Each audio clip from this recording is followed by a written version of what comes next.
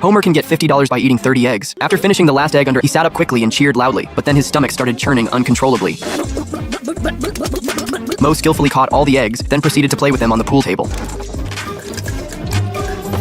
Homer failed and, muttering angrily, drove home. However, while reversing, he accidentally broke a streetlight. When he got out of the car to check, he met a man who took advantage of the situation. The man threatened Homer, saying that if he didn't sell the car for $500, he would report Homer for breaking the mayor's favorite streetlight. Homer agreed to the deal. Back home, Homer told Marge that he sold the car to the famous Demolition Derby and that his car would participate as a battle vehicle. He even bought a few VIP tickets. On the weekend, the Simpson family went to the Demolition Derby event. With the host's commentary, the competition officially began. 10 modified cars roared wildly in the muddy field, the drivers stepping on the gas and crashing into each other. Homer's car knocked over several other cars in a row. At this point, there was only one opponent left. As the competition neared its climax, the crowd went wild. The two cars initially stayed still, but then their engines roared to life. At a critical moment, Abe suddenly said his neck hurt and needed to go to the hospital. Homer, unwilling, had no choice but to take Abe to the hospital, missing the thrilling end of the race. I missed it. Can you see the pain you're causing him? Go on, get!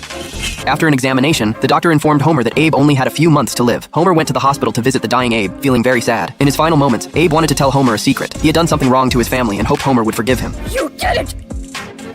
Okay, I forgive. Although Homer forgave him, he couldn't let go of the anger. The next morning, the doctor found Homer and told him that Abe had recovered. Seeing the elderly man jumping around full of energy, the Simpson family was shocked. Abe himself was also incredulous. What a glorious day! I'm gonna live! And my son has forgiven me for the worst thing I ever did. Yes, forgiven. Sir, you just destroyed a box of hospital cotton balls. That's $75,000.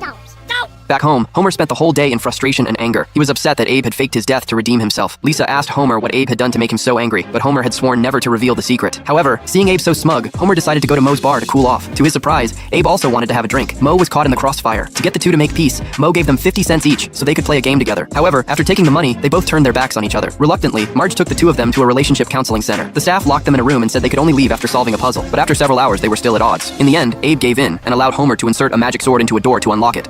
Yes, that makes perfect sense. I'll just... Homer was furious. In an attempt to make his family understand how he felt, he decided to break his promise. I am telling you. Oh, God. I hate conflict. Then just leave your body. Okay.